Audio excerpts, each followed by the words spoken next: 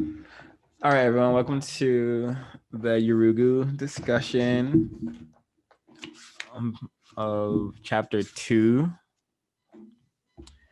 And getting started, does anyone have any questions for the parts they were able to cover? Or anything they want to share? I liked the closer to the parts when she got to the Judaic heritage and she started breaking down Judaism and Christianity and how they were different but this also the same things. And then also when she started talking about like Constantine and how he unified the church and basically the republic to, you know, which basically set up the framework to reap the tragedies and travesties across the globe that he did, or set up Europe for it. So I think those are the parts I enjoyed the most so far reading. Those are kind of the parts I got up to also. Mm. Yeah, I really liked the beginning intro from Arma. I can't say his first two names. Oh, I know what you're talking about. That was Yeah. Actually, I wanna read it. fun. There was a third white destroyer, a missionary who wanted to replace all knowledge of our way with fables. Even our children laughed at them. At then, we told the white missionary we had such fables too, but kept them for the entertainment of those yet growing up. Fables of gods and devils and a supreme being above everything. We told him we knew soft minds needed such illusions, but that when any mind grew among us to adulthood, it grew beyond these fables and came to understand that there is indeed a great force in the world, a force spiritual and able to shape the physical universe. But that force is not something cut off, not something separate from ourselves. It is an energy in us, strongest in our working, breathing, thinking together as one people, weakest when we are scattered, confused, broken into individual, unconnected fragments, which is what, as we're learning, is literally what the European Asili does to an individual, European or not. Um, yeah, I wanted to comment on that. I like that. I enjoyed that quote. I was showing my dad the book, and we were just kind of talking, and he recommended a book called "Things Fall Apart."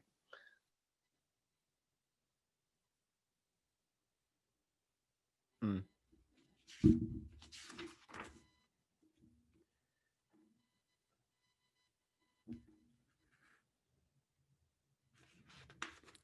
Any And comments? can you hear me? Yeah. Yeah. He came quietly and peaceably with his religion. We were amused at his foolishness and allowed him to stay. Now he has won our brothers, and our clan can no longer act like one. He has put a knife on the things. Sorry, he has put a knife on the things that held us together, and we have fallen apart. So I think that quote, that was the quote my dad was telling me about. But I also felt like that aligned kind of with the quote you were talking about in the whole chapter.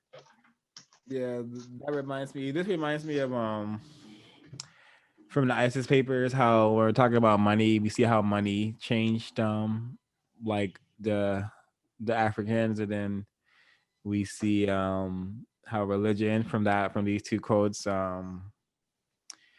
change the African again. You know, just all these gifts that all these things that the European introduced non-European people into changes them for the worse.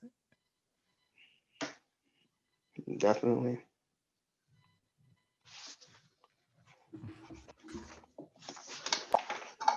Yeah, thank you for that share. Yeah, thank you for that share, Ezekiel. The book Things Fall Apart, I never got to read it myself, but it was such a strong influence of what was being spoken about a lot when I was in Sierra Leone when I was 12, 13. And it's Black literature that's based on like colonialism or based on around their experiences can be so healing and so revealing at the same time. Like you can tell a story and it will just be like around a war, or just be around some form of some experience that also educates you. So I feel like it's only right that it has some form of our own lessons to take in. Yeah. The book is by Chinua Achebe as well. I actually want to read that book.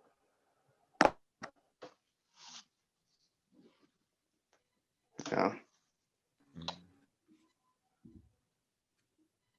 But sorry, as I was talking, I might as well talk about my favorite part of what I was able to read. But as when it talks about the Platonic influence, I like how Marimba Ani just basically discredits the whole of like how European culture has like formed itself, but the only thing that they can actually take credit for is how it's shaped towards to suit their culture. But and yeah, let me just read the part that spoke to me when she said that. For the most part, whatever dramatic imagery and spiritual profundity are traditionally associated with what is called Christianity originate in chronologically older cultures that existed as established traditions centuries before the crystallization of archaic Europe or the establishment of Christianity.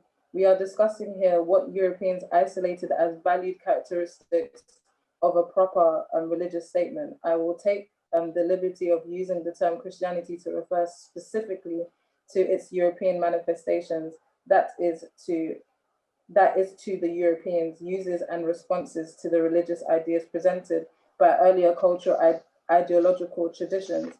For having changed the emphasis and offering different interpretation, Europeans can indeed be credited with the creation of a formation that uniquely responds to the needs of their cultural selves in this sense which emphasizes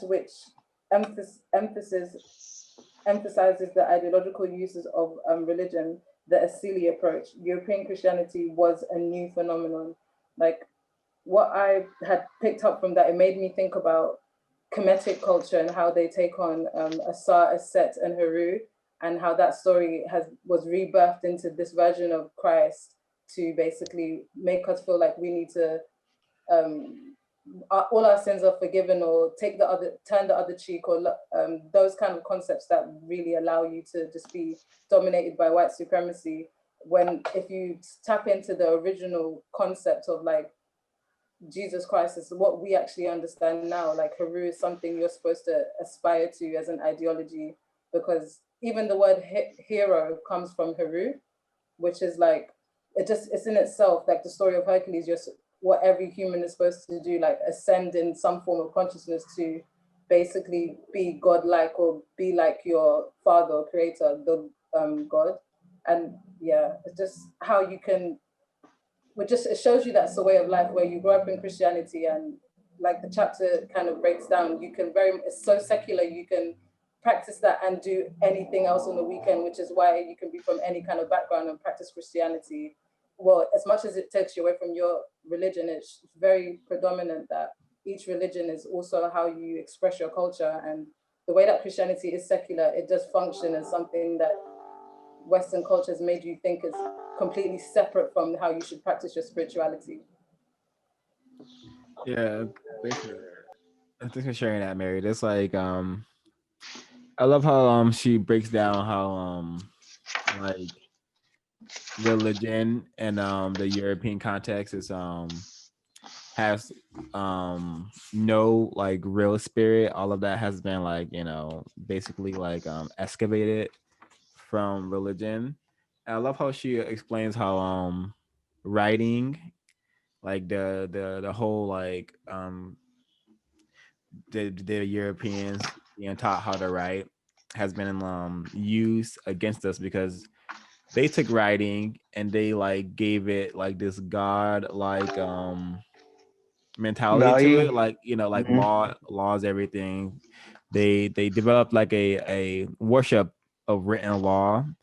So after Plato had devised, oh shit, we can make this writing stuff, we can use this to dominate the world. Combine that with like religion and written religion, and then it was like game over. Like Mhm. it was like the literate mode and religion is really nice and Yeah. interesting to see how this like how it came to be. Yeah. Going off of what you said on page 114, where she says, this mode of thought has worked so well to produce the kind of technical and social order that Europeans desire, has has also created a moral and spiritual disaster. The formal religious statement has taken on the form of the rational state and has left Europeans no access to the necessarily spiritual reservoirs of human morality. So basically, from that, I take basically going off of what you say, Europeans have given such value to words and, uh, written law that the reason that we're in this disaster because of that, Mm-hmm. because they don't use symbols and they don't use any other different mode, or they don't appreciate any other kind of mode. They're not able to tap into that human morality or that spiritual reservoir, like she said, Mm-hmm. which also is kind of what Dr. Frances Cress Welsing was saying, like because of their like low melanin pigmentation, they're unable to connect with um, that spirituality. Mm-hmm. So it's kind of like these things are kind of going hand in hand. It's like Europeans, because they weren't able to connect like that, they had to use literate words and scriptures. They had to give value to those things because they couldn't understand symbols. They couldn't it didn't reach them, So Yeah, and I think this part is 116 really illuminates just everything we've been talking about. But most importantly, their laborious attempts to prove the existence of their god. These efforts become pathetic when it is understood that the need for proof itself is symptomatic of the human failing of the culture.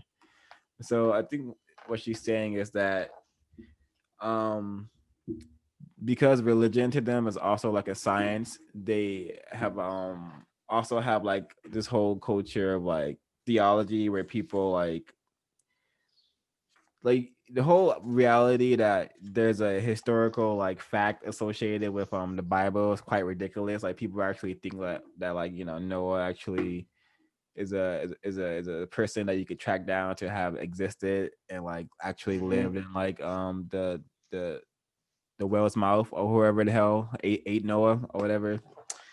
Anywho, I think that's a testament to what I just said, and also how there's the rise of atheists and agnostics because they don't feel like there's enough proof for God, so they don't believe in the God that's been given to logically, them. yeah. Yeah, they don't believe in the God that's been given to them by their fellow white counterparts.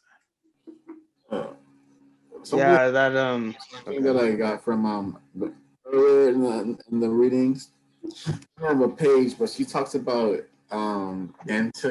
antinocide, where you have like these like white leaders fighting amongst each other, and they're fighting for their ideas to be the norm. That was really interesting. Like when white people aren't killing um melanated people, they're killing each other over ideals and how their way of life should be manifested, how people should behave, how people should write, what should be truth basically. I wish I'd had known the page that I was on, but both of you guys reminded me of that. How they're talking about religion, talking about how they're using it to control people. It's just all about control. The European Asili needs control. The Utomawazo is constantly figuring out how to control, and the Utomaroho is the energy of all of it. It's like we need control, we need domination, we need separation, we need things to be like it's just this thing that's always going. You know, box it in, separate it. Yeah, that's and I wanted to comment on what you were saying, because while reading that, you know, kind of leading up to the Constantine, it almost seems like she was alluding to like the fact it was kind of like they were practicing like white supremacy in Europe before they took it worldwide. You know, before they took it globally, they were practicing on each other. So it sounds like that, you know, that struggle for their ideas to it's not that's like them killing each other, you know. So they were I feel Europeans were definitely practicing on each other before they went globally with it.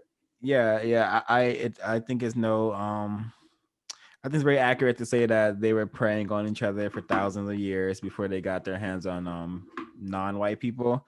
But to just to validate what Trey and Ezekiel just said, I wanted to read this, and I think this is from Constantine himself, and it's on page 135. For truly it would be a terrible thing, a very terrible thing, that now when wars are ended and none dares to offer further resistance, we should begin to attack each other and thus give excuse for pleasure and for laughter to the pagan world. So I believe this can be understood as if we don't have people to dominate, if we can no longer expand our ideas and our worldview on people, we're gonna be like we were doing back in the day, which was killing each other for for our so-called superior ways of life, you know, superior Uh, knowledge. it sounds like, you know, that whole there can't be peace without war, you know. It's like uh, I mean that statement is truly insane to me. Like I don't know who was writing this stuff down and who was listening to this stuff, but for people to be like, you know, that's a very good point. Let's just, you know, always have enemies so we can live peacefully. Like it's insane. it's really hypocritical, really contradictory, but that's what is expected Yeah, in the yeah, European culture, Asili. yeah. So I think what Ezekiel said was spot on. Let's keep in mind that Europeans see everything in very superficial ways. So everything is hostile. So everything that's Mhm. looking from itself is considered hostile, and otherwise, like it's not. So kind of like there was this trio she had mentioned: confrontation, separation, and dichotomy, and like dichotomization, meaning separate into group. And yeah, reading this, I understand why that statement is so popular. There can't be peace without war because it justifies this the European Asili, which wants to control and dominate. It gives us a reason to do so. It's like if I'm not dominating you, if I'm not spreading freedom to you, something is wrong. Something's off. You know, I would look. Mhm. The European collective would destroy themselves if they didn't have black and brown people to play with it. You know, Man. they play with it because this is a game to them. Like this is a game. This is their death game. You know. Yeah, yeah, in that context, it's like it's necessary for white people to terrorize the world so they don't end up destroying each other.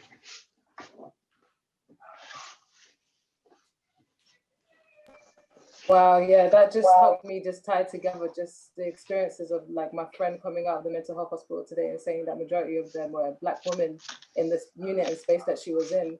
And just that alone, you also find white women there. She said that there was a white woman there with like blue eyes that was upset that it was Black History Month because that's all that she's been hearing all month. And you know, like yeah, so she the point is that we also see white people in this position as well because they don't care if it affects them. If it's the fact that it's set up for us, the classism, they already told them they're on a silly survival of the fittest. So try and make it. You're white, you should be able to make it. If not, then oh well. We've now commodified the system of what they do. The broken people they've broken down in society. They get money through the government, through our tax money, to fund beds there for these people to go. So they have a place for their whole system to like, well, they've broken down now, over here now, collect money this way. Bad diet, okay, we collect money through medication and healthcare that way. It's just, there's always some form of commodity for the effects of the asili onto the people who it doesn't, who it's designed to oppress. Yeah. It sounds like, welfare wouldn't exist if white people, if there weren't white people around that didn't make it, I think it's very clear that in this book, there's going to be people that are going to be straggling behind, white people included. And it's almost like anything, that Black people or non-white people see as like, white supremacy's opportunity to, kind of bridge the gap is really about white people and, helping them out, helping out the ones that weren't able to make it. Yeah, and I think it's really important to understand just the written expression, because I feel like this is one of the reasons why the European has never been able to understand any of the races it has created. It's never been able to understand the African nor itself, if you really want to break it down. But more importantly, it's never been able to understand other cultures, because it was the only culture to rely so heavily on written expression. And I want to read this it's on page 118.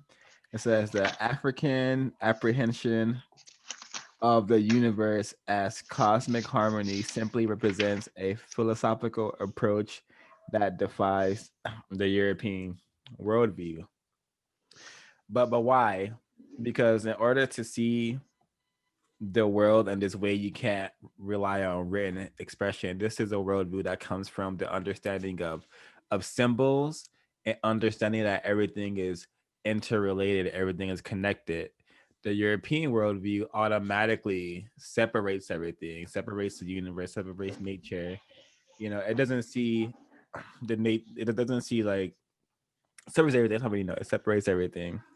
And also, I think if we can understand like why we're able to always find diaries of like every single prominent white person, because they write everything down. And I think I want to read this part as well. It's on 119. It says written expression of these teachings was prohibited for two reasons. They were secret and they were sacred. Writing, on the other hand, imparts two things to its content. It publicizes, reveals, and spreads its contents in a way that other pre-electronic media cannot. One never commits to writing, which one truly wishes to remain private. It makes public its content. In this way, the written media profanes. So it's just there how so this is talking about how in ancient Kemet they didn't write down what they believe to be sacred and secret, but white people always, and Europeans more importantly, have consistently like written diaries exposing their like darkest deeds, their most evilest deeds and whatnot. I think understanding their history of written expression, we can understand that as well. But I could be wrong. Yeah, I agree. I enjoyed the part when talking about written expression when she starts writing about like written codification. I'll read this quote on 118. It says written codification. Is it codification or codification? Codification. Okay, written codification is necessary for the development and growth of a certain kind of ideology and qualitatively distinct style of organization, not necessarily more complex, but in many ways more oppressive to the human spirit as it forces human activity to be increasingly technologically oriented. So I'm just seeing more examples of how we're being, turned into Europeans by these everyday practices that we've taken from them. Um, te- I wouldn't have been able to understand that writing everything and giving so much value to writing in turn is oppressing my spirit. But the way that she puts it out and she lays it out, it I can't disagree with it, because in the same way they use laws and scriptures to, control us, that she's basically, explaining it right then and there. They use these laws and these scriptures and all these written things to oppress you. Mm. So Yep, I agree. So Yeah, I agree with Spa saying about how Europeans have dominated through writing and basically justify their superiority through through that. So it's a weapon. It's definitely a weapon of theirs, and they have like made everyone who does not write things down in the same way they do, made them savages, made them basically they've inferiorized them through the process of inferiorization. Um, yeah, I'm glad you brought that up because it's something that is very. He even talks about how Europeans had the technology to do that. They were able to mass produce pamphlets, mass produce Bibles, and there's even a part where there's a African man talking about how white people brought over Bibles to them full of stories and fables, and that they had these type of stories for children, but when they became adults, they had to focus on other things, and that basically they had to, like what European religious texts to them is just fables, and now it's like something that Africans and black people all over the world, would die for. They all would die for their white Jesus. no, that's their truth. yeah, and let's get into how, like, Judaism, Christianity is, it's just like two peas in the same pod. It's no difference. So I want to read this. It's on page 120. And it says, this characterization of Hebrew theology is an accurate statement of the European self-image. One type of person, one culture whose task is to save all people. So, white savior, the Jewish religion believe like they're like the chosen holy people, here to do God's task or whatnot. And and that's all fine, but at the end of the day, European supremacy are rooted in European supremacy, and that's what we're understanding here. Yeah, I wanted to add on 126. It's more of a question, So on 126, she says one of those features was the rhetorically universalistic and non-exclusive definition of the group or object that could be saved. The others was the related feature of the mandate to proselytize. I don't know what proselytize means, but my question was, do you think Judaism and Christianity shared that same idea of, you know, saving, saving these objects, like she said? Yeah, I think so, because the quote Messiahism, the quote above what I read breaks it down more, but I'm not gonna read it. But the whole save all people, like this is like the white savior mentality.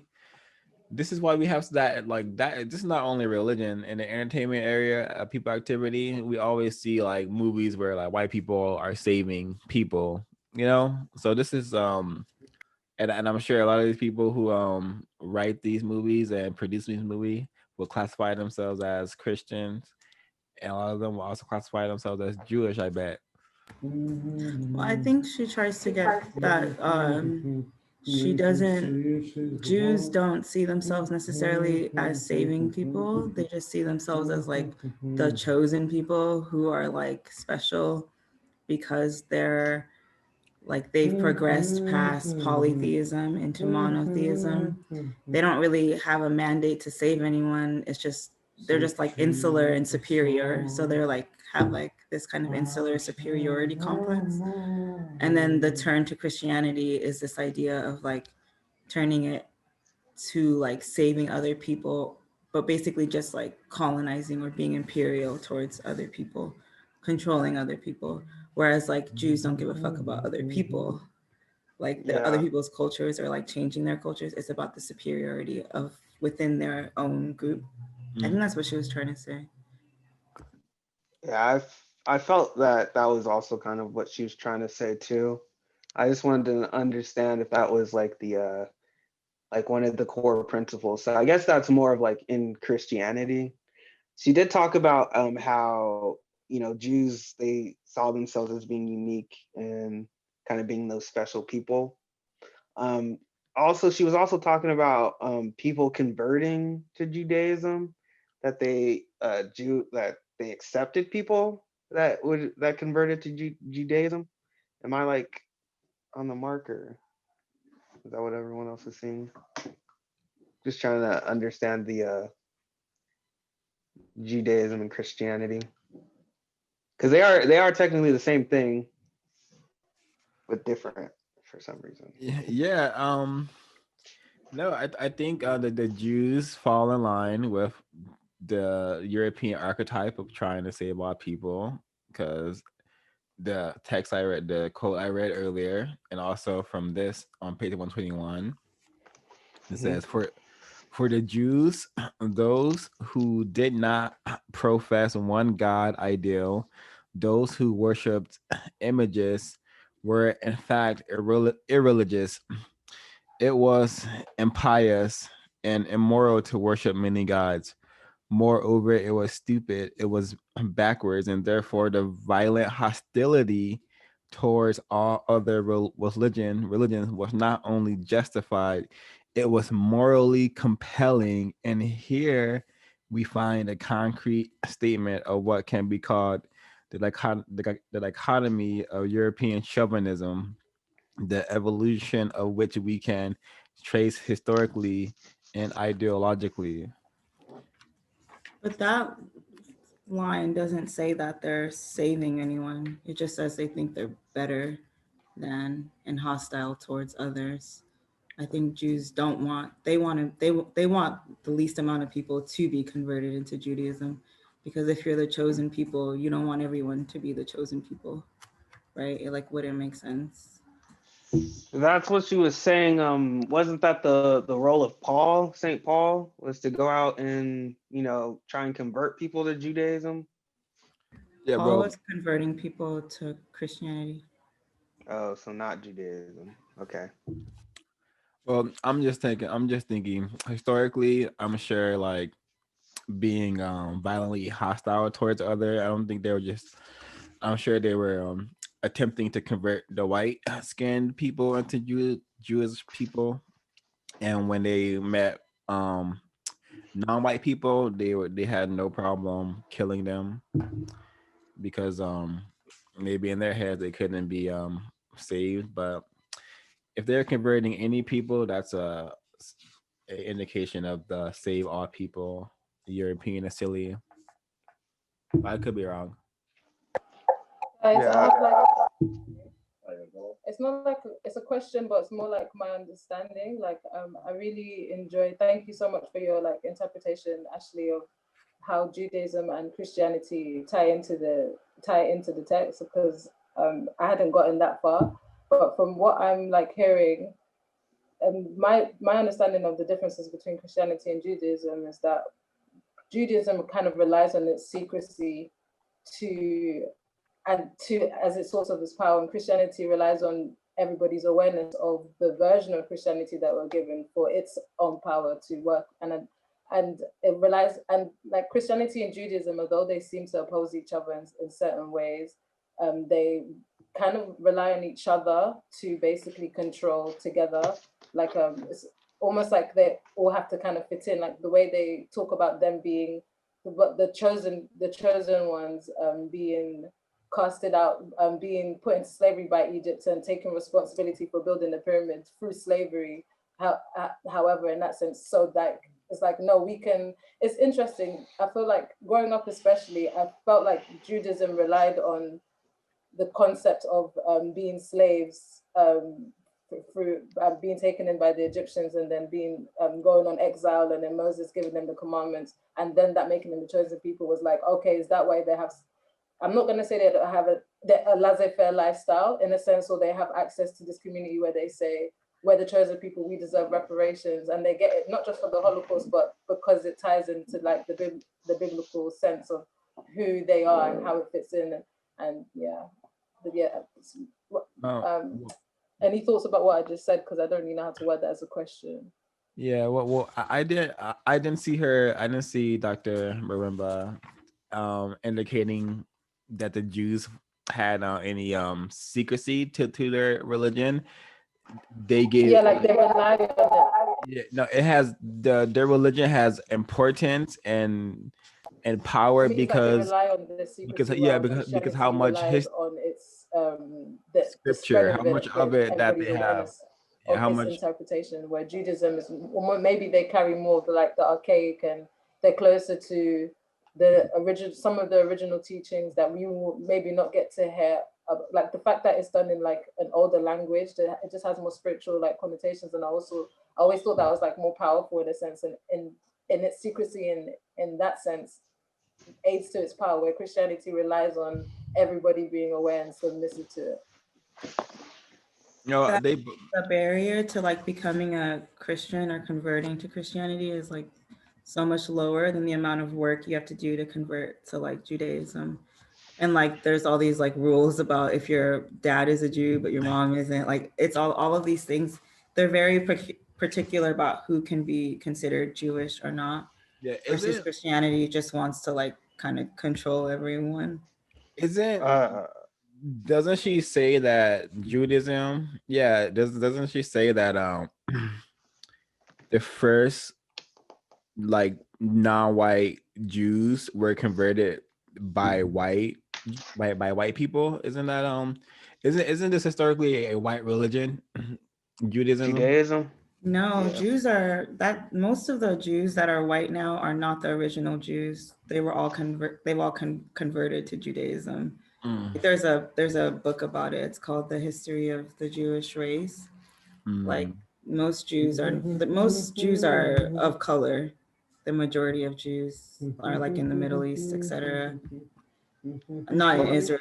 I mean, okay, in like Palestine, Iran, etc. Okay, well, it says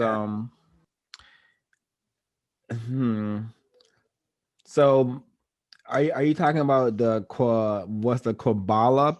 Was that like something to do with it, or? I think like she talks about this mysticism, that the religions have. She identifies, Judaism as having like this mysticism, whereas you mentioned a little bit earlier, Swa, about knowing the Ark, like that's kind of the only mysticism in Christianity. Like there's not a lot of it present. I feel like that's important here when we're talking about like those religions. Yeah, on page 117, like the beginning part where she says like, in fact, a caveat to this discussion would be to raise the question of to what extent our knowledge of Judaism is determined by the tradition of the Khazars, who were converted Jews, and their descendants, the Ashkenazim, and the contemporary European Jews. So she's trying to say like an interesting part of the discussion is that she bases most of it on Jews that were converted, like European Jews, and not necessarily like, because Ashkenazi Jews are European Jews, and like Mizrahi Jews are non-European. Yeah, so this is why I'm saying this is why I believe this is a white origin religion. Well, no, originally it's non-white, but it like the white people I know, but this is a have become Frankenstein. like the face of Judaism. It's not a Frankenstein, just like Christianity. A Frankenstein of like old ancient things amalgamized and made to something like, or what? Yeah. Yeah. Oh, okay. Because I didn't understand the question. What was the question you asked? Okay, like Christianity, just like a bunch of like stolen, plagiarized stuff placed. Yeah. I'm asking, is Judaism of the same nature? And it seems so. Oh, I didn't get that from it. But that's what. But I mean, and given the quote that Ashley just read, like it being most of the knowledge she has or she's using is from those, the converted Jews. I mean, that doesn't make sense because like they've taken it over, basically made it a European religion now when it originally wasn't. Yeah, I think everything in the system has to support a part of the system. So this has to have some white hand in it for it to be supporting white supremacy. Mm-hmm. So that's what I was trying to understand. Yeah, I liked how she put the quotes from the Bible in what she was when she was explaining some of like trying to, I don't know what, like give relevance or just trying to put things into context when she was using the quotes from Deuteronomy. I don't know how everybody else felt about that. I'm gonna look for a specific part that I enjoyed.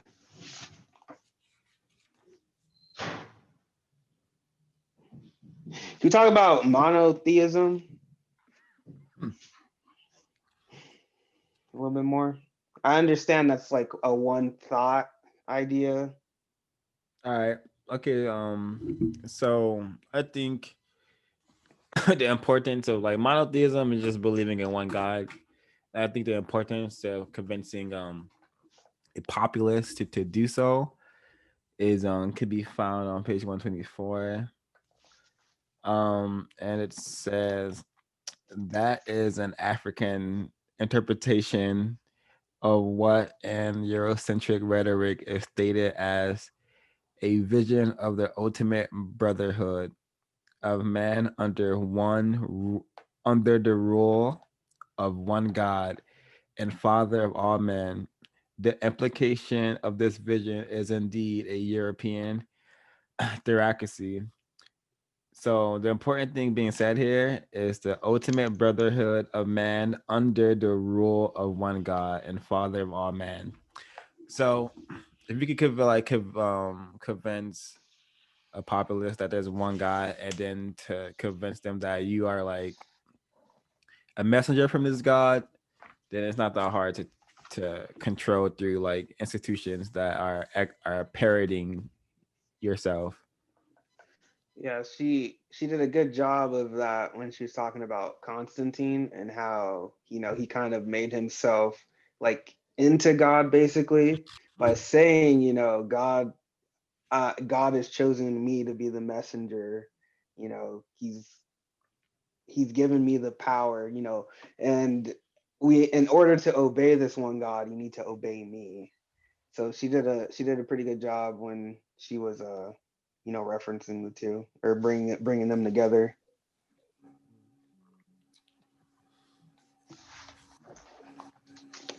Now, was everyone aware that it was Constantine who basically converted Rome to Christianity? No. I don't know where either.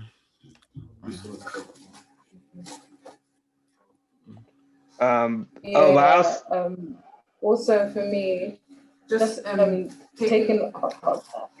I'm sorry. Yeah, I'm just checking first because I can't hear anything. Sorry. Yeah. For me, taking on board everything that's being said, it's almost like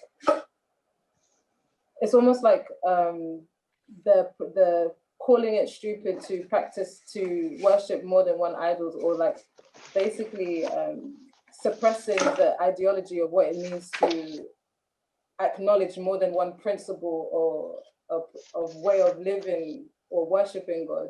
Like look at the stories that it tells you that their one God does. Like it flooded them. You had to paint red paint on your door. Your first child had been taken to prove a point. Locusts. It's like their God is that is jealous, vengeful.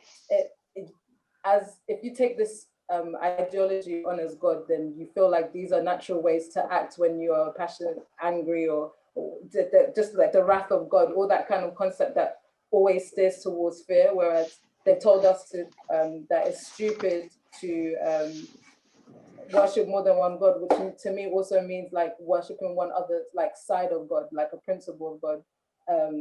It just makes you very like one track minded. Like if I was to like oversimplify it, I don't know if anybody's watched Divergent, but like how you can only belong to like one faction and all the other parts of it just can't be a part of you. It's the same kind of mentality of only having to tapping into one, and everything else is stupid or below or shouldn't exist, and this is your only salvation. And the way that you go to your only salvation is embracing fearing the wrath of God, jealousy, locusts could come at any point, a flood could come, like all these thinkings. It just makes sense that you fit into this God cycle, then you also accept these energies and rages. Man. Which is actually something that I also experienced, like seeing and going into like Christian churches. I'm not saying that it's not expressed in Islam. I see like an authoritative and controlling spirit that kind of comes with a lot of leaders in the Islamic role that I grew up, the Islamic interpretation and culture that I kind of grew up in. But in the Christian sense, it'd be like on Sunday, you'd be like, I went there with a different crowds of people, and I had like a tribe that was basically trying to grow more into spirituality and was trying to decode Christianity while still in Christianity. But there's people there who were like devoted, but would be quick to anger, had strong traits of jealousy, or you could just sense like a very dark kind of spirit in some people in some ways. And it's like that showing up to church but still pertaining in all of these sinful mentalities, and if anything getting closer to it the more you judge it, like learning how to judge and point finger when not dealing with your own. I feel like that comes a lot in some like Christian cultures I've experienced in London anyway. Yeah, and I want to I want to read this part. I don't know how true this is, but just the lore behind it. It's on page 131, and it's about how Constantine had been enlightened to how to conquer the world by religion.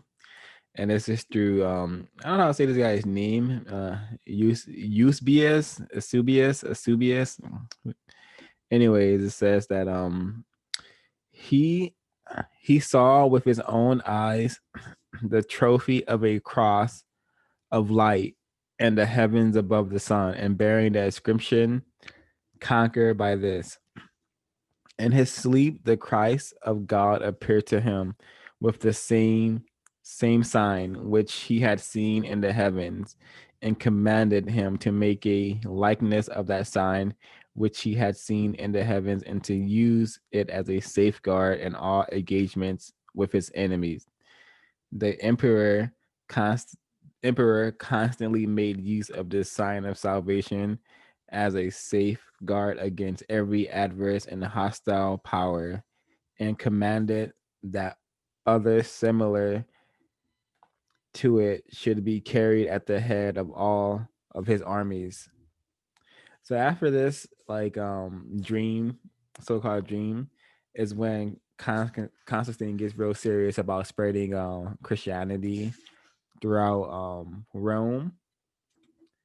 And what's everyone's thoughts on this passage and this revelation? Well, that was kind of what I was talking about earlier. Like, him, kind of assuming that role and ultimately using Christianity to justify, going out and conquering all these places. He started out by attacking other Europeans and then set out globally. This is really like where it all started from. I mean, it started on later, but this is I think a very pivotal point in European history. I think it's significant because of a dream. He started to enhance his Christian rhetoric and, like, I guess, drive to use it to conquer the world, because dreams are something that they reject and separate from themselves. I think he saw the dream as more as a actual visit from God, as like a sign of what to do, because I do feel like Europeans don't really put much thought into their dreams, because when they depict other cultures, they often mention that most cultures live in a dream state and it's depicted as a negative. So, like, once again, you have contradictory patterns of behavior within the European.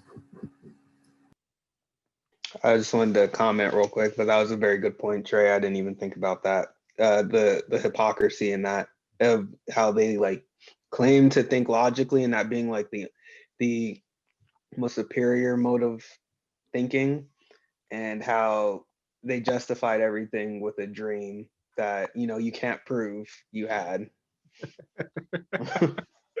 It's just like the Mormon, like religion, just like everything that they do, because like the Mormon religion is about some guy digging up some golden tablets and only he was able to read them, and like it's just real nonsense. This whole nonsense. It's just that they have the confidence and the ability to do it, and to set it out to make it real through the institutions.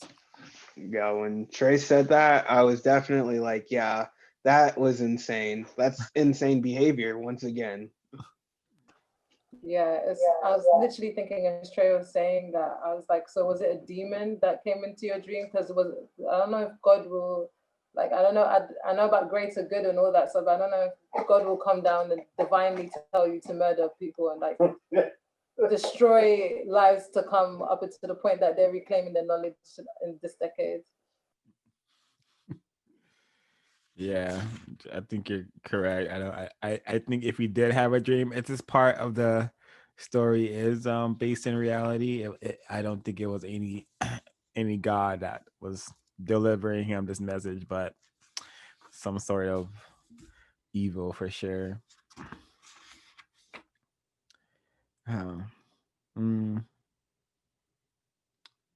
Okay, just furthering how Christianity is just like a tool of oppression, control. This is on page 134. And this is like Constantine says of those who did not worship a supreme God with fitting veneration. So this is what Constantine is saying to people who won't convert to Christianity. I will destroy and disperse them. What can be done by me more consonant with my fixed resolve and with the duty of an emperor than the dissipated errors and cut off all unfounded opinions, to cause all men to present with the omnipotent God true religion, unfeigned, conquered, in the worship which is his due. So there's a whole lot of this is a very hard way to say that, like, if you don't want to worship my God, I'll force you to, and if you don't bend the knee, then I will destroy you. relocate you, take your land. I'm taking your land anyway, but if you accept my religion, you won't know I'm taking your land for much later. I want to read another part going off of that because I have a question for the group. This I'm reading from 132, so right before what Swal just read. From 312 AD, he looked upon himself as designated by God to rule the Roman world. And in return for this divine recognition, he felt the obligation to promote the cause of Christianity in all possible ways. This meant that Christianity must receive official recognition as state religion. Not only that, it must become the only state religion, for Christians could recognize no other gods but one. Thus, Constantine saw in Christianity the religion which could and should provide a spiritual bond among his subjects, as well as a moral basis for political loyalty to himself as the elect of God. So, this reading in this text right now is just full of this conversation that this guy is having. All these things he's saying, these insane things. And I want to ask, if you were to get public opinion right now in Western society and European society, how do you feel people would align with that? Do you think people are gonna be like, this guy's insane, or most of the people? Let's narrow it down to like the elitists, the people in power. Do you think they're like, this guy's insane for what he's saying, or they're like, this guy is making a lot of sense right now. This is how the world should work. So how do we feel about like the things he's saying? How do you feel like those people would react? The people will react to what Constantine is saying. Yes, what Constantine is saying. Well, I think for they're the same nature, so they have a comic book based on Constantine to forever immortalize and celebrate that name and this legacy. But yeah, and I think the people who still run the country are as insane as the people who are devising how they're gonna rule the world. Unless we view Trump as being mentally stable, and everyone else who participates in this um insanity willingly while enjoying it. Yeah, it's really interesting how like everything like how they politicize it. It's really smart when you think about it, like the way that they the religion mirrors like their politics, and it makes it so easy for them to justify like having a ruler because you have only one god, versus like if you had like a monotheistic religion that was like it talked about how you could become a god, then there's no one superior to you. So then you would be like, why do I have a ruler? What the fuck? You know what I mean? And it's like with Christianity, it's so easy to like be in this, like exist in a dictatorship, because you think of your ruler as a godlike figure, and the god is like this paternal figure. It's always like this kind of man figure as well.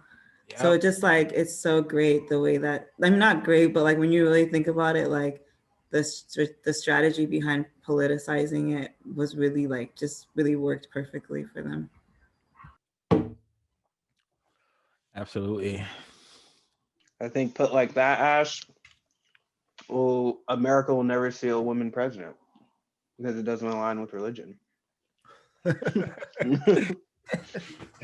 But remember, this is about refining and maintaining white supremacy at the end of the day, and religion is just one of those 9 areas. So if they have to have a woman president in a political area to maintain refined white supremacy, they definitely will do that and not have a problem with doing it. I guarantee the for the first man. Yeah, I feel like white supremacy would prefer Hillary Clinton than Donald Trump. Don't call it, but white supremacy didn't let Hillary Clinton win.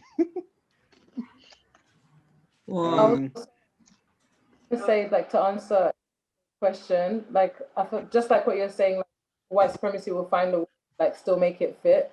isn't that why there's like 32 denominations in Christianity? Protestant, the Catholic, Roman Catholic Church.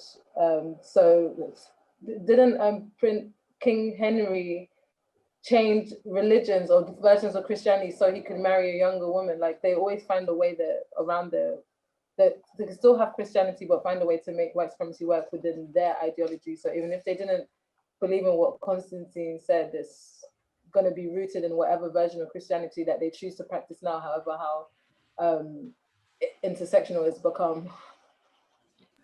I think to answer Gil's question, I think because of Platonic views and Platonic rhetoric that's been regurgitated by all of these Western philosophers. I feel like women are emotional. They perceive them as emotional beings, and due to that reality, or due to the rational reality that women are emotional beings, they can never come to that level of power, nor have they ever proved in history to be capable of being completely separated from them emotion. That's what I think these Westerners think about women. I mean, that's not what I think. That's what I believe because that's what I read. So I'm reading these books, and the way they pick women as, people who have a hard time at taming their emotions and being logical, and they're rational beings, what they say, all these things.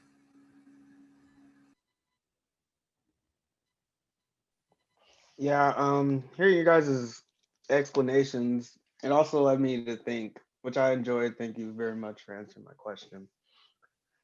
I'm this isn't the first time that I felt this way, but I'm also starting to feel like, Europeans are actually like, kind of sharing these stories with their children, and like, oh, this is your great uncle, and this is your these are your ancestors, just spreading these stories and these ideas, solidifying them in especially in the children, so I think the stuff that she's exposing, especially all these stories with Constantine, I feel that these people are definitely sharing them with each other. They're definitely reading.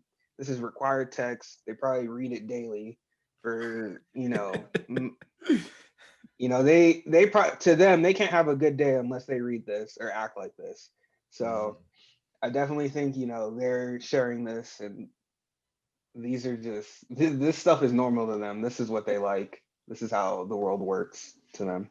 Yeah, I believe that. As I said, there's a reason. There's a comic book called Constantine.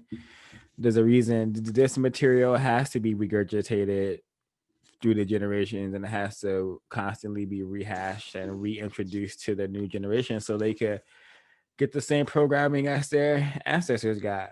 If the system is to maintain and refine itself, that must be done.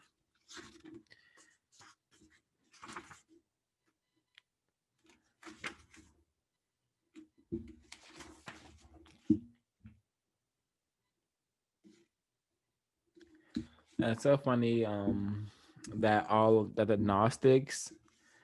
So basically the Gnostics were people who they had like did they have like some kind of like unedited version of the Bible, like and that's what they were practicing, and that's what it kind of seemed like, that they were practicing stuff that the other Christians didn't have access to, but it came from the same text or something. Mm-hmm. Yeah, I think it's important to remember that like all of this was during the formation of Christianity. So everything that we know that became officially the Bible is still in the works. They're still picking certain like texts that are going to be in and out, certain things. So like at this time there wasn't, and also like, written word wasn't accessible to like everyone. So I think that, yeah, they were able to like interpret something differently based, I think, with a lot of more comedic like influences. Oh yeah, my bad, my fault. When they were plagiarizing the religion of Christianity and Judaism into existence, there were a lot of there were the so-called Gnostics, and they actually were somewhat connected to I don't want to say divinity, but some kind of greater power outside of them, because they had latched on and latched on to ancient Kemetic and African teachings.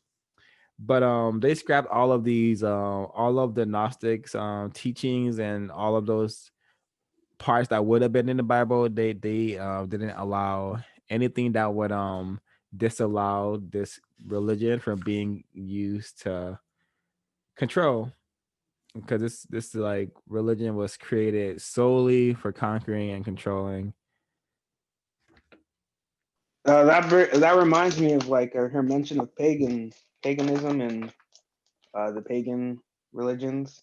So what she was saying was like paganism was Christianity, but kind of like everybody's interpretation of Christianity. Am I right in saying that? No, I would say the pagans were the people who were not with the people who were not with the status quo yet, the people who had yet to be converted to the masses. That was my interpretation, you know, Okay. but I could be wrong. Like Ash.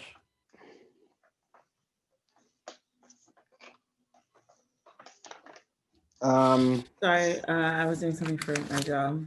What was the question? Paganism. Well, I didn't really understand who pagans were, or Yeah, what would you they. help classifying like the pagans?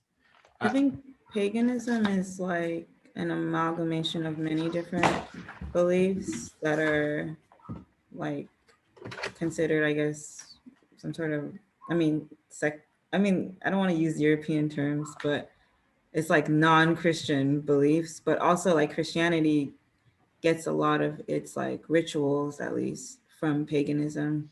And I think that's what she talks about, like the idea of like Christmas and stuff like that, Yeah. coming from pagan holidays of like, yeah, of fertilities and stuff like that.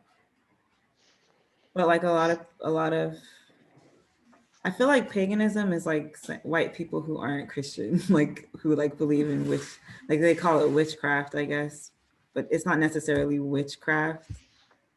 Yeah, Mm-hmm. it's just the people who have who chose to practice non-approved doctrines, and if you're trying to conquer the world, you can't have none of that.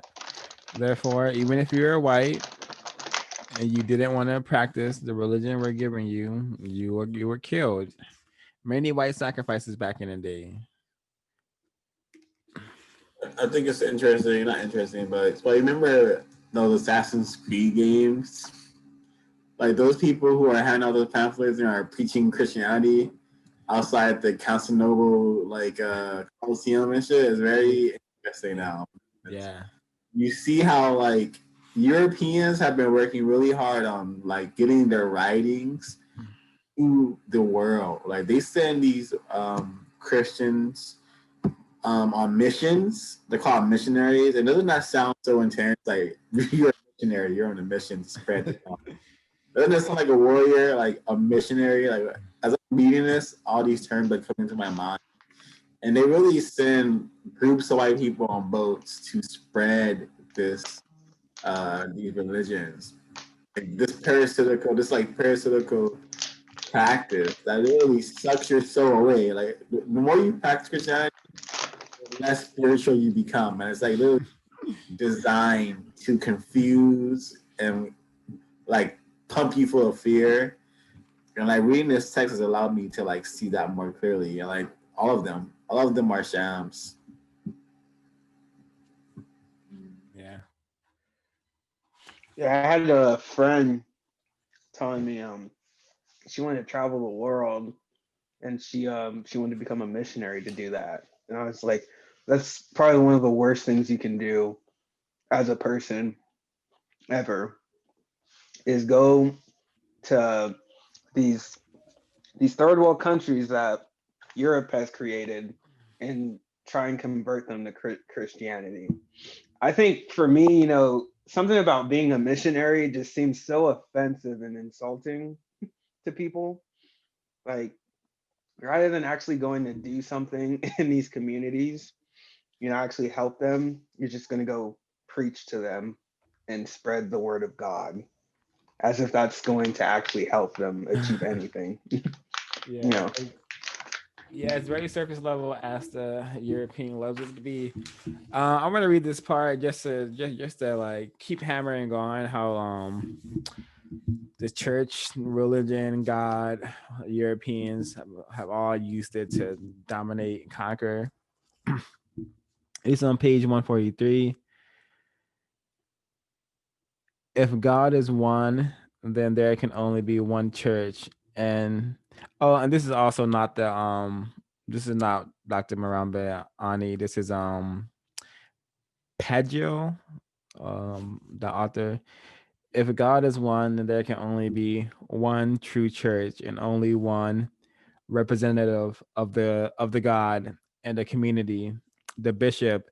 This one God became the basis for the power of one emperor of the one civilization as well.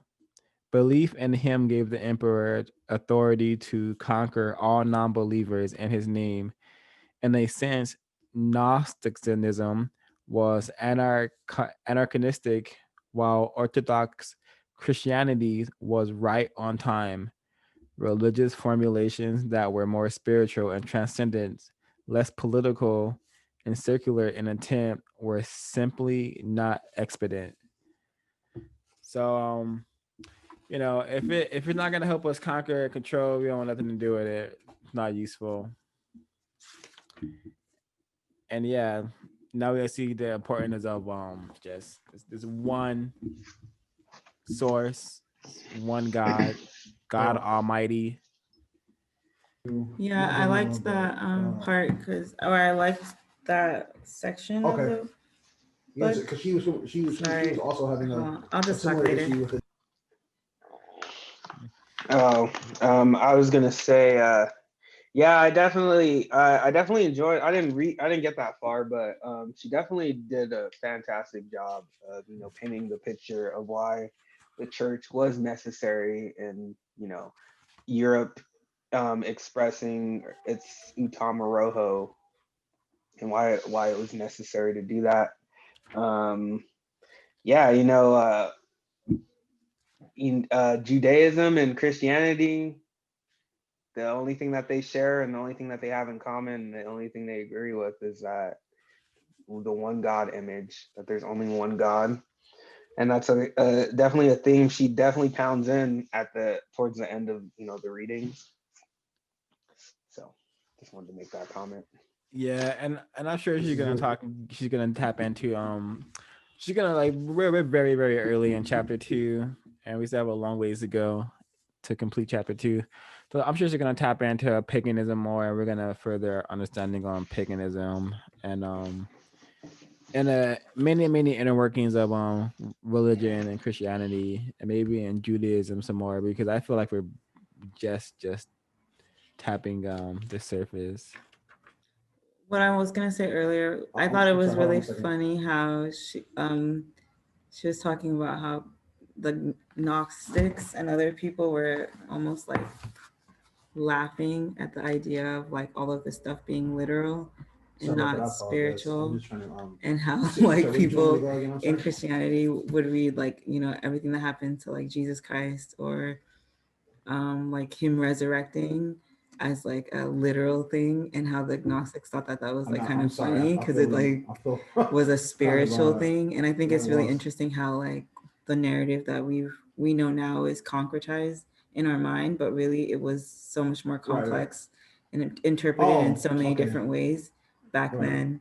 I just think it's interesting, like a lot of the things that we read in the Bible maybe weren't meant to be so as literal, but like they have to be literal, right? Because she goes into that about how it has to be literal because whoever is a descendant of the people who were like Jesus's next in line are the ones who become like the ruling class of the priests or the ruling class of the Christian church, Yeah. which I thought was a really let me see here. like just so interesting, and also adds to the idea of like I'm sorry. you can have a religion that tells you that you're also a god. You have to have a religion that tells you that, you know, yeah. Initially. Yeah, I know what you're getting at. How like the Bible needs to be literal, it needs to be like historical fact, because Jesus literally needed to deliver his message to someone else so that person could be the next person who would have the message, therefore have the power to continue spreading Jesus teachings and whatnot. So yeah, I think that's what. Oh yeah, so the emphasis within Orthodox Christianity was and is on the acceptance of a dogma that could be the basis of socio-political structure and control. So that's what it's for. And me and Ash just talked about how you literally are forced to believe that this is this Bible is real in a sense. So they would have you believe at least. Yeah, because I don't know. I never believe any of it per se. Like Yeah, like not for Noah. a second. Yeah, like Moses freeing the slaves. I never what. Okay, buddy. Like the locusts. I don't. Oh Yeah, no, man.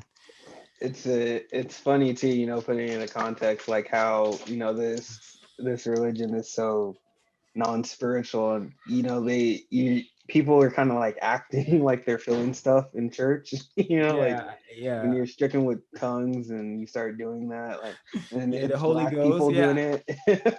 I think that's that's one of the many symptoms of this insanity. But I think the importance of like of this is just that there's no truth in a lot of these religion. They're just control mechanisms. So you know, and you shouldn't expect to find truth, which is and Or and anything these tools. satisfying in that. Yeah, they can't be feel good mechanisms. You can't get some feel good mechanisms. You could pray to a all powerful white God and I hope your problems go away. You could do that. Yeah, oh, go ahead, Mary.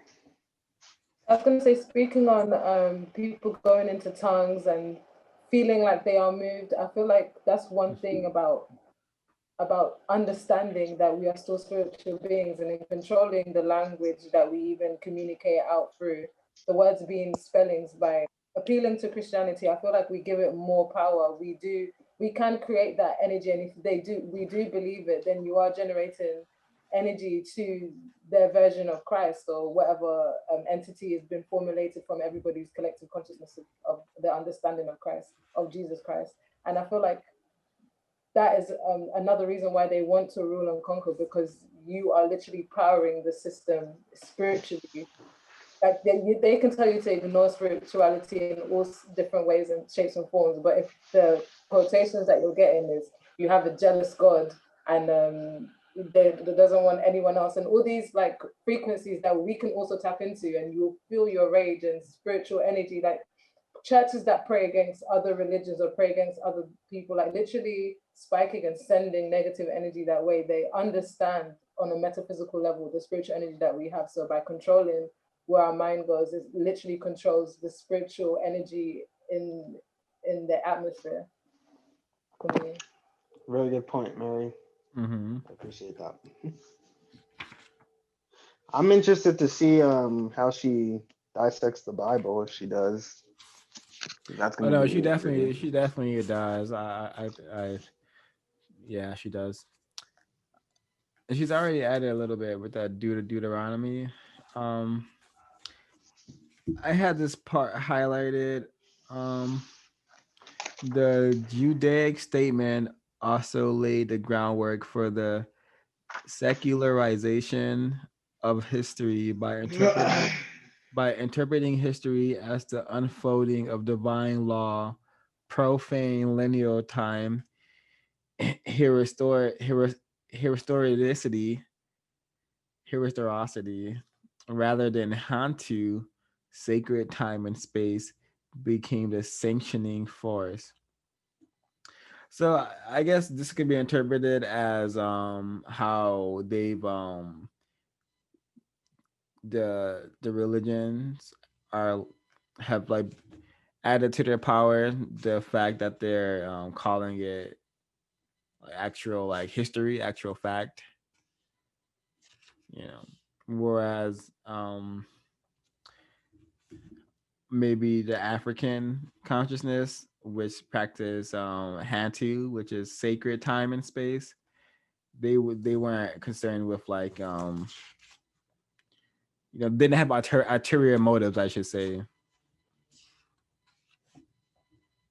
Yeah, it's strange. It's this culture is just like riddled with hypocrisy.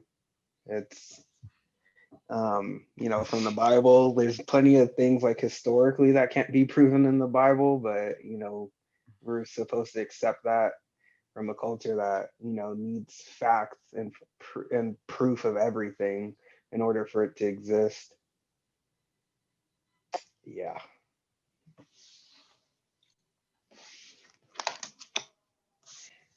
Well, yeah. So the sum of like what we've been reading thus far into this chapter, I think this echoes that. This is on page 121.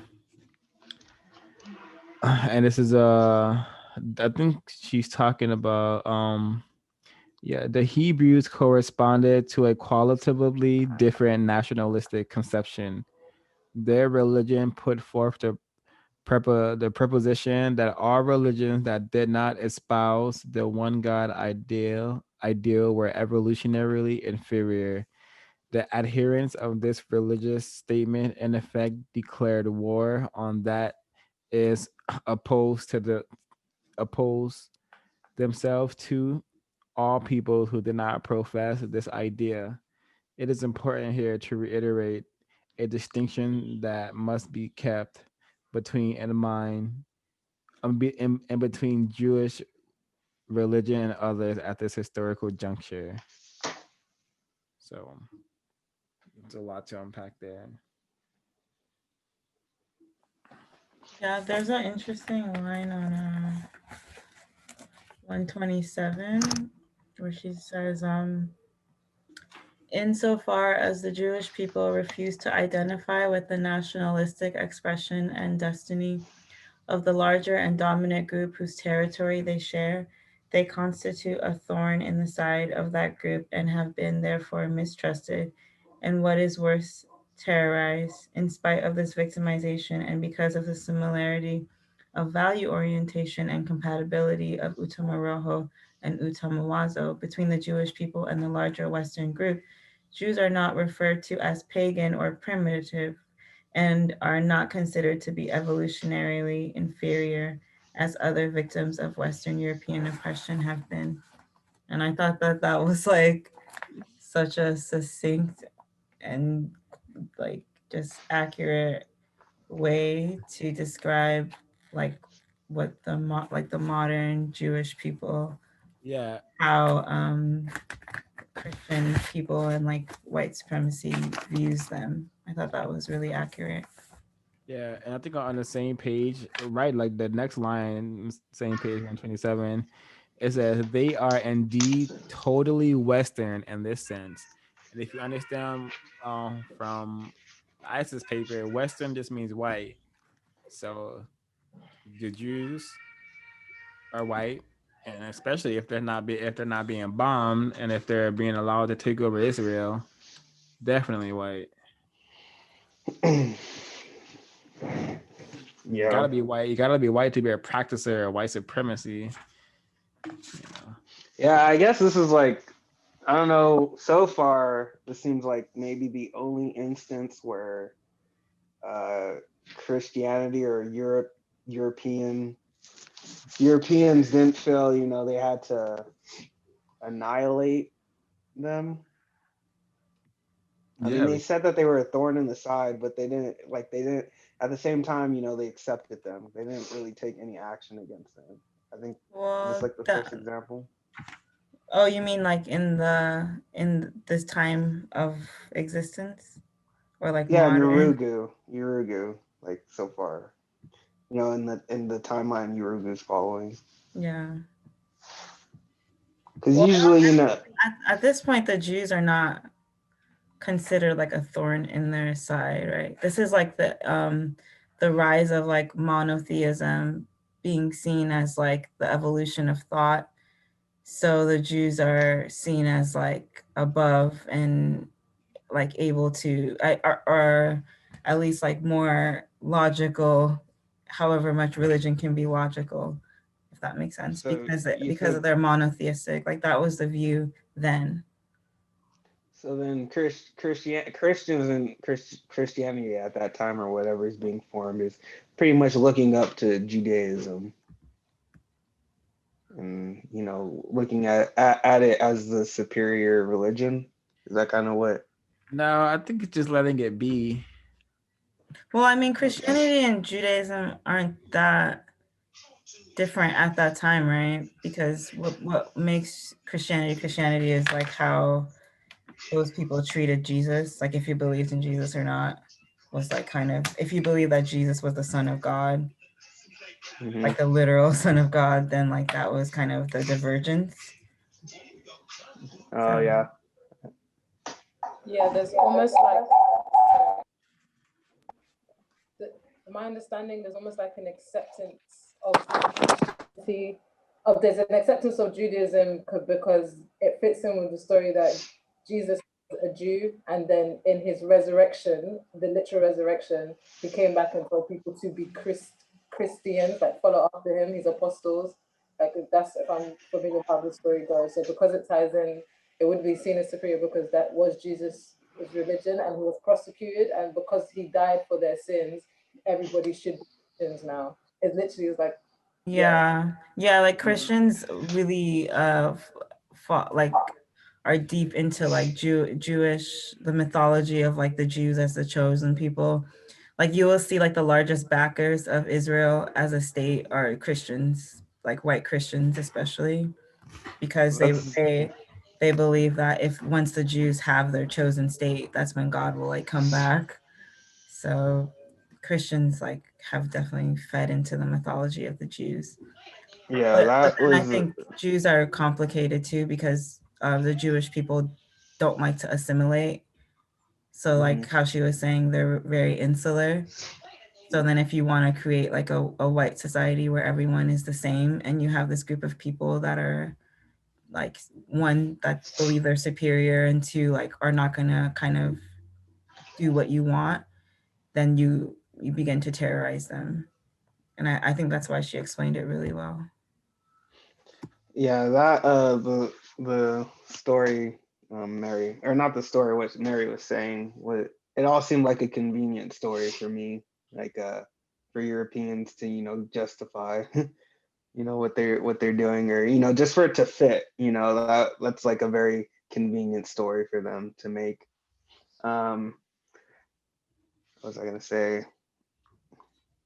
Oh, but it's starting to sound kind of like a Judaism is kind of like for like elitist, kind of for them to practice, and then Christianity is for everybody else, because they still kind of work hand in hand. You kind of like in Christianity, you have to acknowledge like the chosen people, and if there's people going around saying that they're the chosen people, like you have to acknowledge them, you have to help them out, so that in a sense can be like, for me, it seems like it can be like a very small group, which it is, a very small group controlling the majority of the world, which is Christian.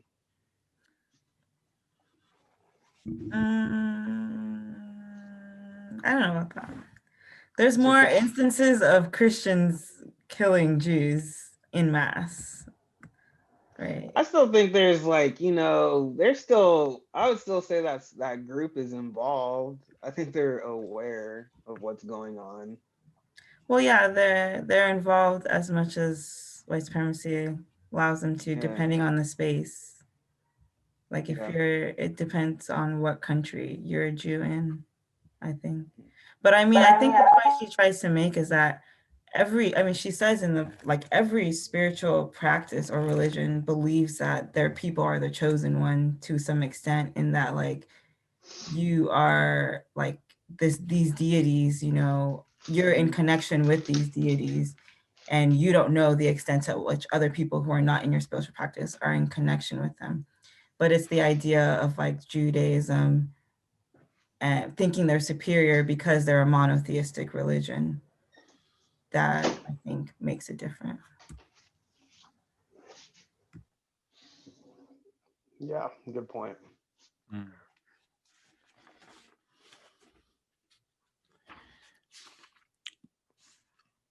Yeah, I feel like there's been a lot of refining and of maintaining a white supremacy over the thousands of centuries, and it has led to a lot of white on white violence.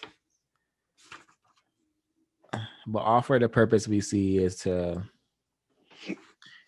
sort out the system, make sure the civility is being met, being able to get its power and control and destruction, and everything is designed so as to support that. The Crusades is just a bunch of Christians going over and killing brown people because they didn't want to become Christian fast enough, if you think about it.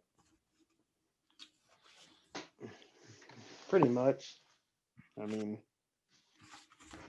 that's a point that I've been trying to make to people.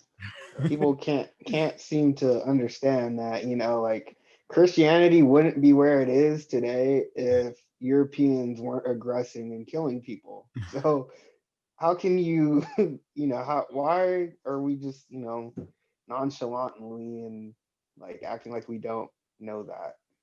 I think we do know that, but we're all kind of ignoring it, or for the most part, most of us seeing it like as it's just kind of like a necessary thing. The Europeans been genociding since they've been able to, and we ignore all that. Like, we never talk about how the white people are consistently have genocided throughout everything. You know, getting as soon as they came to America, killing all the islands, indigenous islands, throughout the centuries. We're just so traumatized and so much fear, and we've been programmed in such a way to worship white culture and our destruction, in a sense that we just let it slide or something, and just we have a huge aversion to the truth, which is like understanding that the current people walking around today who are classified as white are the same people who descended from their ancestors who were, you know, killing and destroying for fun. Mm-hmm.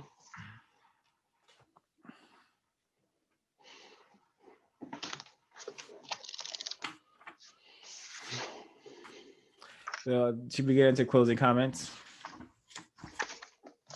I think so.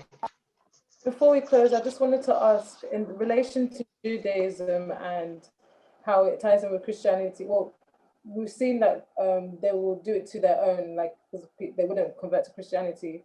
But I'm noticing like the Holocaust, or the events of the Holocaust, was pretty recent in like European history versus the years before, in a sense. And other than white supremacy, I wonder if it had something to do with like the Jewish like economical growth, that it also started to be that Hitler went down in that direction as well.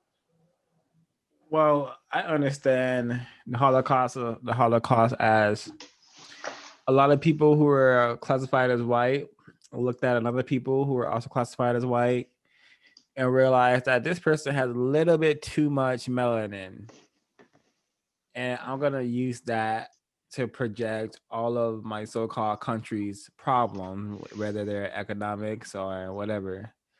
So that's why the Semites were being destroyed and systematically destroyed, because they had association with melanin, with being connected with Black people from long ago, having intermixed with them long ago, therefore having kinky hair and a little bit of melanin in them, which is a threat to all people who practice white supremacy. Yeah, I agree with that. I also think that Jews have been like persecuted for a long ass time.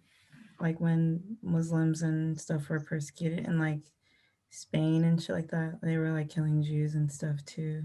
It it's been a long thing, and I think it has to do with, yeah, there's just like with Muslims, the association or closeness to blackness or melanin, non-whiteness. But they've also eradicated most, like a lot of the non-white Jews in Europe, at least. Yeah, like yeah.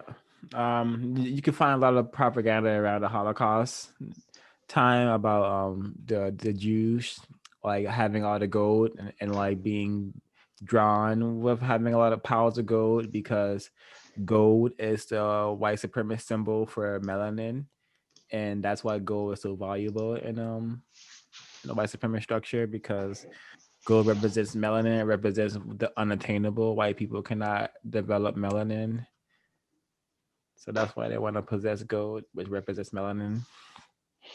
Yeah, I wanted to comment too because the Jews in particular is something like I've struggled with understanding, their role in everything, because there's a lot of, I don't know, people bring up a lot of history about, the Jews now and their role in um, basically oppressing non-white people. Um, I mean, well, given like the conversation that you guys are just having, it seems that, there's not really any more original Jews. So I don't know if these European Jews are still at fault for a lot of the things being said about them. I don't know if that's like their fault that happened, or whether they were just kind of protecting themselves. I don't know if I'm I don't articulating my get what, question yeah, I correctly. don't get what you're saying.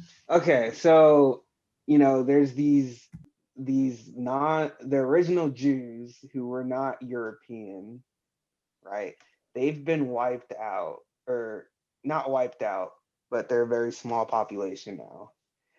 Most of the Jews today are European converted Jews. So the Jews, and there's a lot of issues with Jews in the non-white community, right?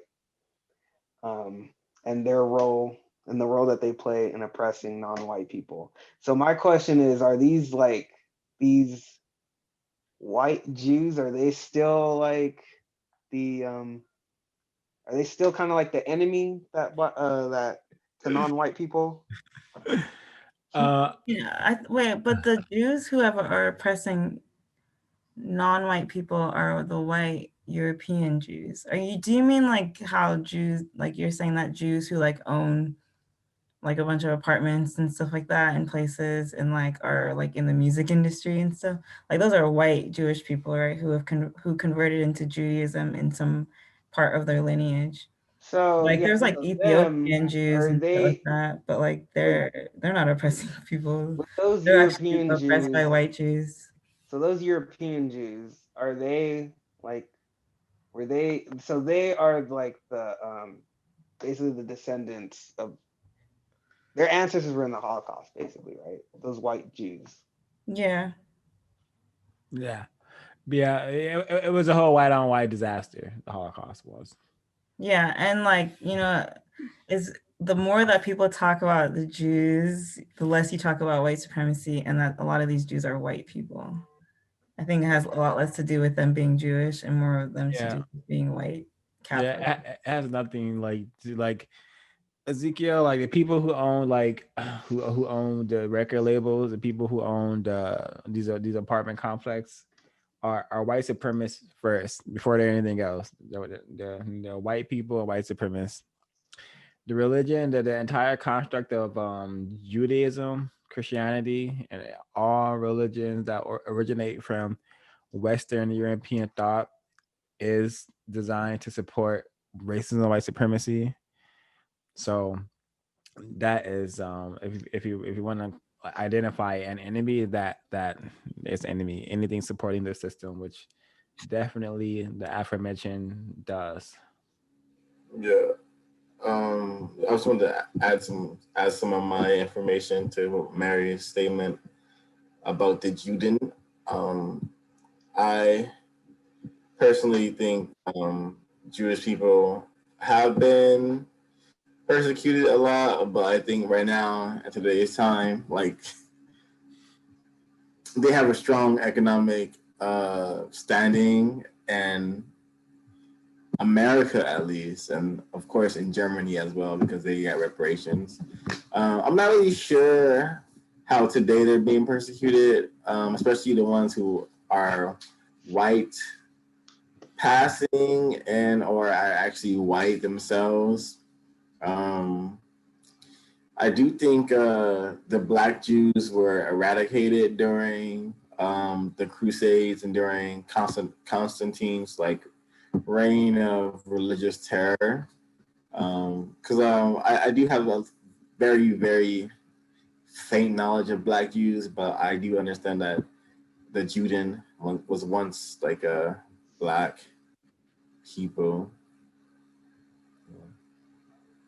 Okay.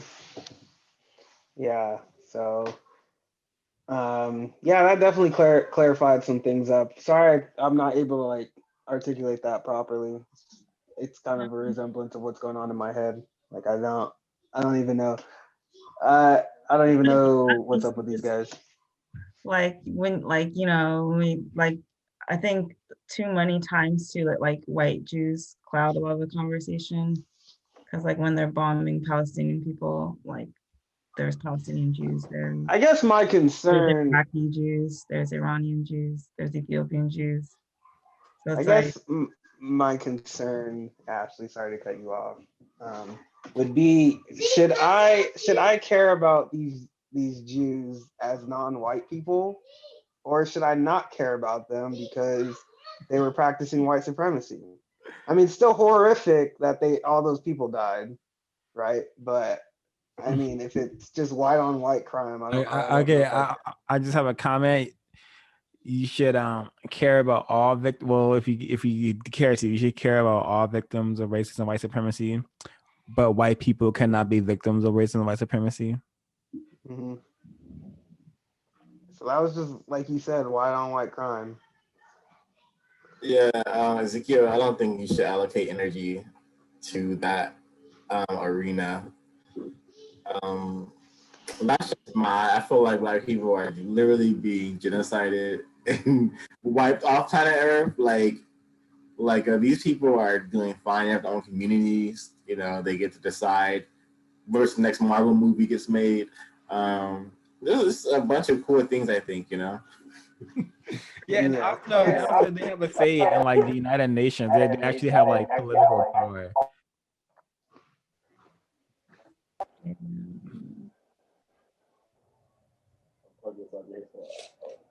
Closing comments, everyone. I thought Mary wanted to say something. No,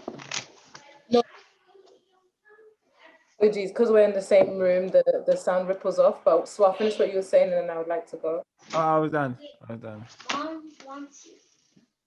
was done, Mary. I was just okay. I was just gonna say that just as the book, well, as Marimba basically describes this, kind of you get that it's kind of elitist and it goes hand in hand with Christianity in a sense, but in terms of knowledge base, in terms of the practical traditions, like that's not what was indoctrinated into, and if anything, that's what we need to be learning just because of their thriving, how they thrive in society. I think it's important for us to actually understand some of the practices that they do and like we adopt it, like said before, like black bar mitzvahs, like taking on the practices of how they take care of themselves and maybe adopting that. I know we are breaking out white supremacy completely, but they've practiced some form of supremacy that allows their culture to thrive, and it's embedded into every single thing that we do, despite the fact it's in the Christian name. Judaism is on the top of most industries, but not in a practice way. Up to today, can we talk about like what their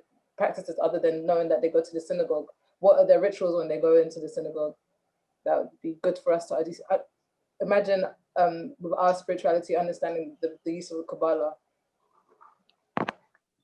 Yeah, I totally agree with that. I think that Black people need to learn how to be more insular, stop inviting people to fucking cookouts, stop like, I think Black people need to gatekeep more the way that Jews do, like, and make it a lot harder to get into Blackness. Like, yeah, high key.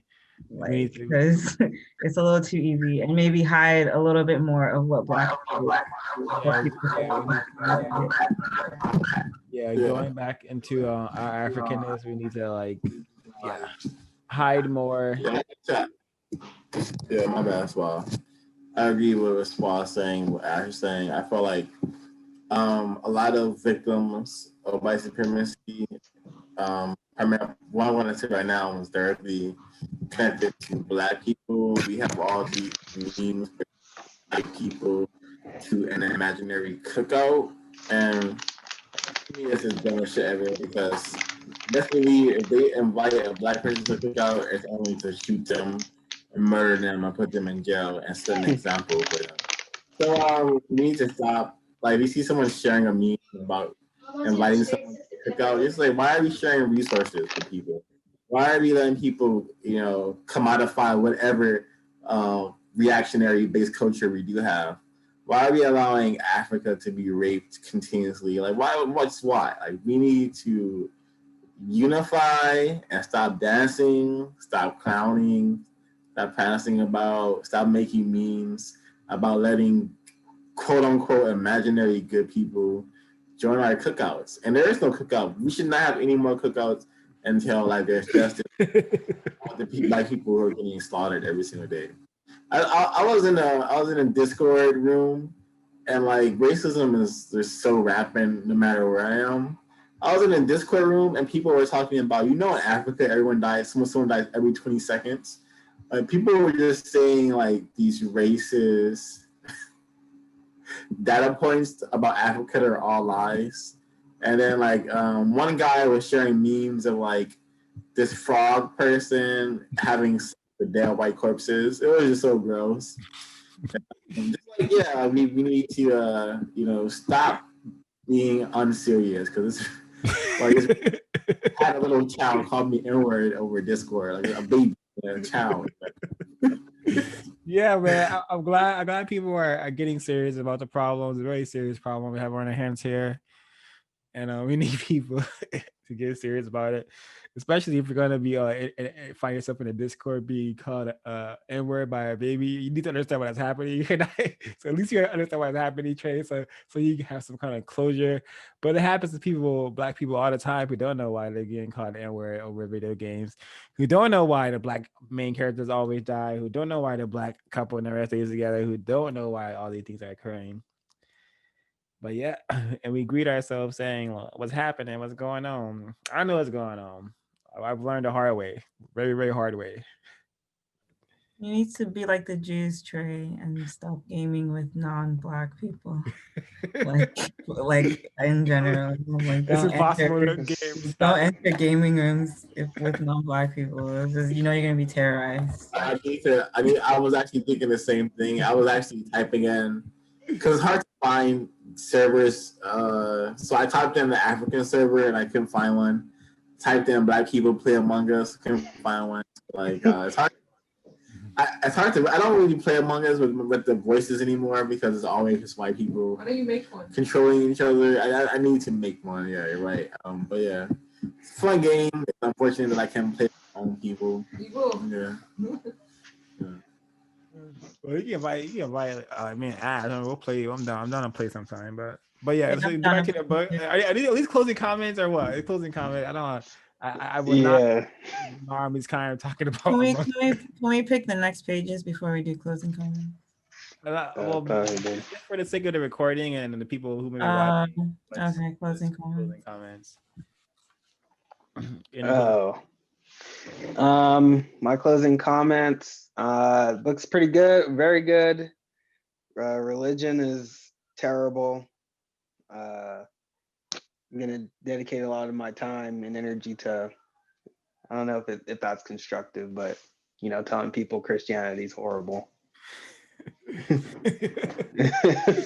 constructive, like very constructive. Especially like I haven't done it as much as I should, but in London there's always Africans and Black British people, like preaching with the mono speaker about their white Jesus. And I'll stop and talk to them about how they're like, basically preaching like a quote unquote false Messiah, and I ask them, is the Jesus you're talking about white? And then they'll say it doesn't matter what it is. I'm like, it does matter who you're worshiping. But yeah, my closing comments is stop inviting people to the cookout. Just whenever you see a Black person, if they say what's happening, tell them genocide is happening. Black people are being dehumanized on all platforms, through all media. How the fuck are Black people a walking, living meme now? It's pretty grotesque. And my closing comments is just keep on reading, keep on trying to get people to read. I posted in a racism exposed group about having a hard time getting Blacks to read, and a lot of white people just memeified me and just posted memes and like, why are you trying to get people to read? What's the matter with you? Black people can't read. It's not they didn't that per se, but like that's what I got from it. So yeah, it's really important. People are white people are having a blast laughing at racist encounters. They make groups called Racism Exposed, but they're not of constructive value. They're just laughing at racism. They're not doing anything constructive about it. AKA white fragility. Yeah. So I just wanted to say something really quick. I know I've been quiet. One of the things that I've been reading since I'm starting from the very beginning and catching up is getting used to all of these new terms that I am, like the new terms that are being created within the book. So I'm trying to apply them continuously throughout and see them as different forms, especially when they talk about, what is it, Utumawazo and then Utumoroho. I have literally 2 columns here, like on notes, just to see and continuously see how they're both described like throughout the book and how they are being developed, just to fully understand those words, and just see what I can pull from my research as well. And then some of the common themes too that I see throughout the book is like obviously like the European thought of like objectivity and like confrontational things, and like this dichotomy or dichotomized perception of reality where it's like, oh, good, evil, bad, good, or like subject object. So I thought this was very interesting, and I am definitely enjoying this book and applying it a lot to my research. So yes, I'm glad to be reading it. The book to me is extremely difficult.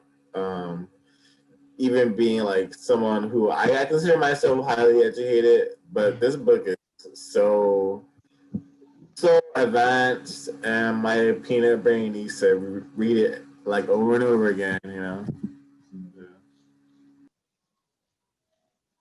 Yeah, I felt this time around reading it and talking about it was a lot easier. I think it might be the subject material in the chapter compared to the first chapter, but it's still definitely a difficult read, just the language. But I think for Ray, and I'm sure some of you guys feel the same way, it's the second chapter's the information's getting a little bit better. Yeah, this one I had lots of chuckles of just seeing how wow, they really took this written literal mode to the maximum extreme, and that's what they do. They create a concept or a tool and they'll use it to maximum effort. Like they created the concept of race, apply maximum meaning to it. Religion, maximum meaning. Written word, maximum meaning. Law, bitch, you die, you break a law. What are you talking about? You're dead now because you broke this imaginary law. See? Mm-hmm. So that's my closing comment. It's really extreme. Of a question.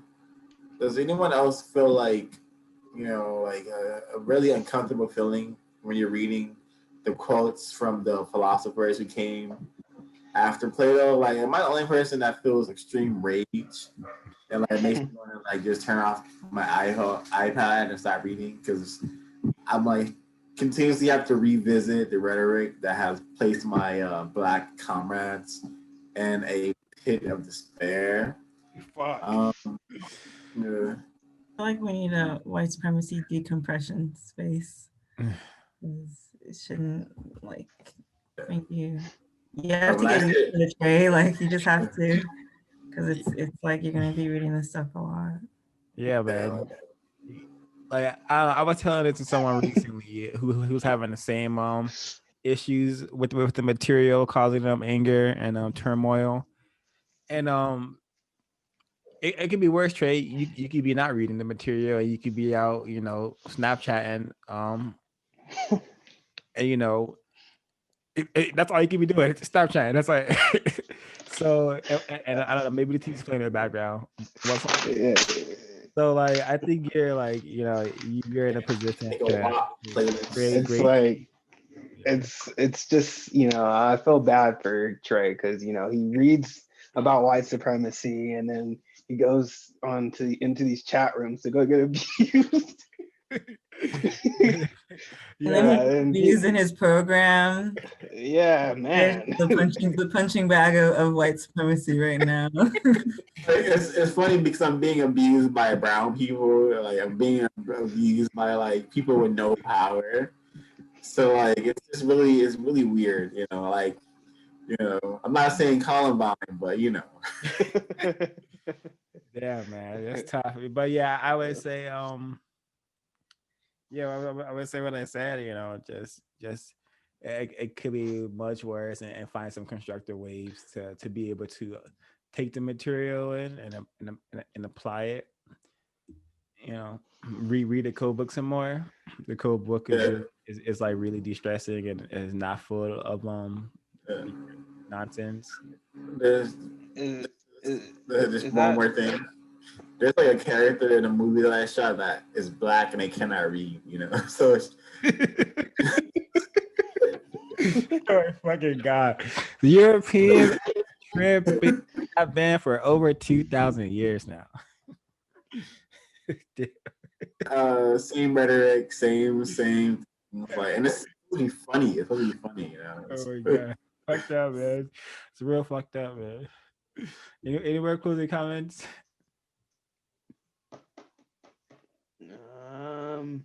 No. Yeah. Yeah. So my closing comments is just that. Unplug it so I can hear everybody's. So yeah, my closing comments is that I can't wait to continue reading the chapters. Like piggybacking off what everybody said, it's such a hard text to take in, but once it hits, it's really good. Like for me, when I see according to like similar trauma to Trey, it's like my eyes roll, but then I read and it's like frustrating that they've literally had to like go around these philosophers in order to break it down to us because they have to probably study this at such a capacity. And yeah, I can imagine their eyes rolling as much as taking in the information, let alone breaking it down and us having to read it here. And I'm not gonna lie, I really enjoyed the earlier chapters, like what Ria was saying in terms of learning the new words to decode, which is African-centered, because of the power, I think, in like saying words like Utomaroho and Mawazo, just like the energy in it for me was more powerful than where I'm reading now, but I am enjoying dissecting this information. Like, and it's just giving me lots of more context because I was aware of Constantinople, but in terms of his actual quotations and the fact that this is somebody that they made a ruler and sent out is very important to actually understand the kind of mindset that they had, because this is the kind of people that they look up to for, and praise and glory for that. This is the real Jesus Christ, really and truly. Constantinople, that's the real Jesus for them. But yeah, so I'm enjoying that. That's my closing comments. Yeah, I'm really enjoying this book. I've always felt since I was young that this world is really fucking weird, and I could never really understand how to, like, why. And so it's really nice to read stuff that I feel like validates that, you know, it is not right the way that this world is set up. And I think that it's a really hard book to read, but I feel like I get excited when I look at the pages coming up because I'm always like, oh, I'm gonna learn like so much more. And the stuff I've learned already, I feel like I have a deeper understanding of my opponent. So yeah, I really enjoy it. I wish she would like, I feel like we have to do a project to like do like a Yurugu's for like everyone or something, because this is like good knowledge, but it's so inaccessible. Like I can barely read it sometimes. Like I have to always look up words when I read it. And I feel like we have to like, I don't know, do like short pamphlets or something. Because it's just really, it's really not accessible for a lot of people, I think. We could do a Yurugu lecture. Well, let's finish the book first. Yeah, maybe we should also start in like, you know, those decompressions. I think we should take those seriously. Maybe also like, I don't know. I think in reading about white supremacy is also important, but damn, it's like the more you read about it, the more fucked up it gets. Sometimes that energy you start catching that. Definitely making me more anxious with everything else in life. Well, okay, yeah. Well, is that all, everyone? Before we start talking about other things, is that it? Okay? Awesome. Thanks everyone for the discussion, book study.